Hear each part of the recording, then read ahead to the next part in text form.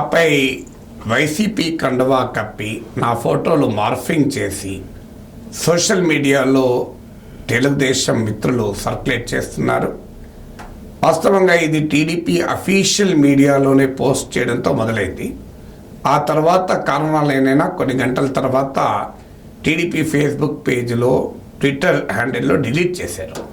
Delete చేసినా కూడా unofficial వారి అభిమానుల పేజీల్లో సర్క్యులేట్ చేస్తున్నారు. కానీ నా ప్రొఫెసర్ నాగేశ్వర్ అమ్ముడు పోయాడు వైసీపీకి అని ఈ విమర్శ, ఈ ఆరోపణ చూసి చాలామంది మిత్రులు నన్ను అభిమానించేవారు ఆవేదన చెందుతూ, సార్ మీపై ఇలా అనడం ఏంటి అని నాకు మెసేజ్ పెడుతున్నారు. అందులో విచిత్రం ఏంటంటే టీడీపీ అభ్యర్థులుగా పోటీ చేస్తున్న వారి బంధువులు కూడా పెడుతున్నారు. మేము 40 ఏళ్ళుగా టీడీపీ సార్, ఇలా ఉదయం ఆయన ఫోన్ చేశాడు, నేను 40 ఏళ్ళుగా టీడీపీ, మా బంధువు కడపలో తెలుగుదేశం పార్టీ అభ్యర్థిగా కూడా పోటీ చేస్తున్నారు, అయినా కూడా మీపై ఈ వ్యాఖ్యలు చేయడాన్ని నేను అంగీకరించలేను, ఇది చాలా అన్యాయం సార్, మీరు చాలా ఆబ్జెక్టివ్గా ఉంటారు అంటూ ఆయన పొద్దున్నే ఉదయాన్నే ఫస్ట్ ఫోన్ అయినదే. ఇలా ఆ నాపై జరుగుతున్న దాడిని ప్రశ్నిస్తూ స్పందిస్తున్న మిత్రులకు మీరేమీ ఆవేదన చెందాల్సిన అవసరం లేదు. రాజకీయం అంటేనే అలా ఉంటుంది. ఇది యుద్ధ భూమి, యుద్ధం జరుగుతోంది. వారం 10 రోజుల్లో life and death battle political పార్టీలు నడుపుతున్నాయి. మేమే గెలుస్తున్నాము అని బాగా ఆత్మవిశ్వాసం పెరిగితే అశ్వమేధ యాగంలాగా ఫీల్ అవుతారు. అంటే మమ్మల్ని అందరూ సపోర్ట్ చేయాలి. ఇప్పుడు ఆనాటి కాలంలో రాజులు అశ్వమేధ యాగం నడిపేవాళ్ళు, ఎవరు అడ్డుపడకూడదు, అందరూ మాకు మద్దతుగానే ఉండాలని. నన్నే కాదు, ఇవాళ జయప్రకాష్ నారాయణ్ ఎన్డీఏకి మద్దతు ఇస్తున్నారు, టీడీపీ, జనసేన, బీజేపీ కూటమికి. ఇదే డాక్టర్ జయప్రకాష్ నారాయణ్ పైన 15 ఏళ్ల క్రితం ఇదే రకమైన ఆరోపణలు చేసింది టీడీపీ. డాక్టర్ జయప్రకాష్ నారాయణ్ కాంగ్రెస్కి అమ్ముడుపోయాడు, రాజశేఖర రెడ్డికి అమ్ముడుపోయాడు, అమ్ముడుపోయి లోక్సత్తా తెలుగుదేశం పార్టీని ఓడించే వైఖరి తీసుకుంది అని.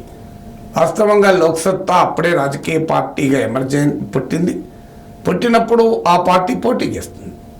కాంగ్రెస్ పార్టీ తెలుగుదేశం మధ్యనే ఉన్న పోరాటం కాస్త ప్రజారాజ్యం లోక్సత్తా పోటీతో బహుముఖ పోటీగా మారింది.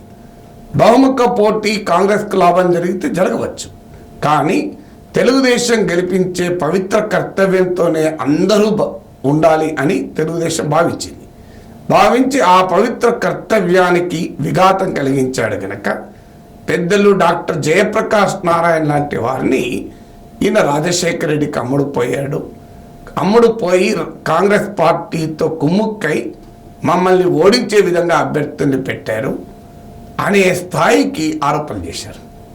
ఆరోపణలు చేసి అక్కడితో ఆగలేదు. సో అది నాకు ఇప్పటికి గుర్తు. లోక్సత్తా వారు వెళ్ళి ధర్నా కూడా చేశారు టీడీపీ కార్యాలయం ముందు. టీడీపీ కార్యాలయం ముందు ధర్నా చేస్తే లోక్సత్తా కార్యకర్తల పైన టీడీపీ కార్యకర్తలు చెప్పులు విసిరాడు. సో జయప్రకాష్ నారాయణ అమ్ముడుపోయాడని ఆరోపించారు. లోక్సత్తా కార్యకర్తల పైన టీడీపీ వారు చెప్పులు విసిరారు. ఇప్పుడు జయప్రకాష్ నారాయణ ఎక్కడున్నాడు? ఇప్పుడు ఎన్డీఏకు మద్దతు ఇచ్చారు. మరి ఆ రోజు రాజశేఖర్ రెడ్డి జయప్రకాష్ నారాయణ కొనుగోలు చేశాడని టీడీపీ ఆరోపించింది. ఇప్పుడు మరి చంద్రబాబు నాయుడు జయప్రకాష్ నారాయణ కొనుగోలు చేశాడని అనగలమా? ఇప్పుడు జయప్రకాష్ నారాయణ టీడీపీకి అమ్ముడుపోయాడని అనగలమా? ఇప్పుడు లోక్సత్తా ఆ రోజు ఒక వైఖరి తీసుకుంది, ఈ రోజు ఒక వైఖరి తీసుకుంది. ఆ వైఖరి తప్పైతే రాజకీయంగా ప్రశ్నించవచ్చు, తప్పలేదు.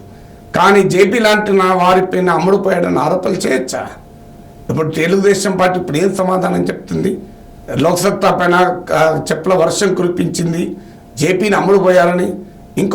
ఇది నేను నిజమా కాదా అని కన్ఫర్మ్ నాకు కరెక్టే గుర్తుందా లేదా అని కన్ఫర్మ్ చేసుకోవడానికి లోక్సత్తా కీలక నేత కూడా ఫోన్ చేశారు. కానీ నిజమే సార్, మీకు గుర్తున్నది అని చెప్పారు. ఆయన ఇంకో విషయం కూడా చెప్పాడు. అప్పుడు మల్కాజ్గిరి నుంచి మేము విజ్ఞాన్ రత్తయ్య అని పెట్టాము. ఇప్పుడు ఆయన కుమారుడు శ్రీకృష్ణదేవరాయ టీడీపీ అభ్యర్థిగా పోటీ చేస్తున్నాడు. ఆ రత్తయ్యను పెట్టడానికి కూడా తప్పుపడుతూ విద్యను వ్యాపారం చేసిన వ్యక్తికి లోక్సత్తా టికెట్ ఇచ్చిందని టీడీపీ ఆరోపించింది.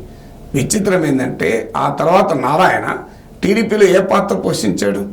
అంటే రత్తయ్య విజ్ఞాన్ ఇన్స్టిట్యూషన్స్ పెట్టి వ్యాపారం చేస్తే నారాయణ ఇన్స్టిట్యూషన్ పెట్టి నారాయణ చారిటీ చేశాడా? అసలు ఏ లాజిక్తో మాట్లాడతారని మాకు సపోర్ట్ చేస్తే అతను గొప్పవాడు, మాకు వ్యతిరేకంగా పోటీ చేస్తే తప్పు. ఇప్పుడు అదే రత్తయ్య గారి కుమారుడు శ్రీకృష్ణదేవరాయ వైసీపీ ఎంపీగా ఉండి రాజీనామా చేసి ఇప్పుడు టీడీపీ అభ్యర్థి అయ్యాడు.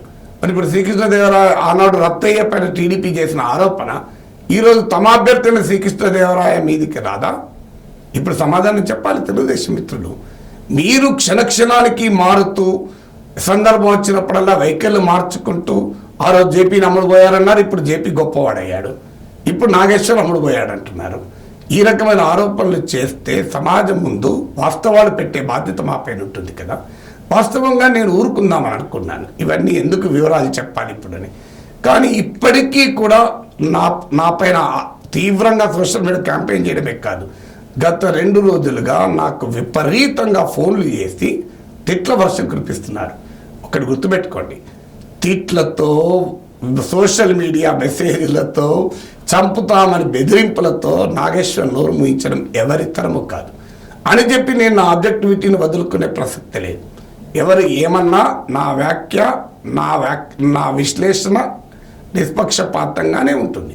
కానీ ఇది ఎందుకు చెప్పాల్సి వస్తుందంటే మోడీ గారు ఈ మధ్య ఒక మంచి స్లోగన్ ఇచ్చారు, డరో మత్ బాగో మత్, భయపడకు పారిపోకు అని.